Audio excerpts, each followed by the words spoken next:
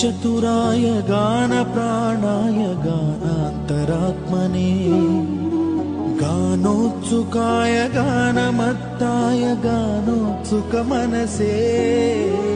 गुरुपूजिताय गुरुदैवताय गुरुकुलस्थायिने गुरुविक्रमाय गुह्यप्रवराय गुरवे गुणगुरवे गुरुदैत्यकलक्षेत्रे गुरुधर्मसदाराध्याय गुरुपुत्रपरित्रात्रे गुरुपाखण्डखण्डकाय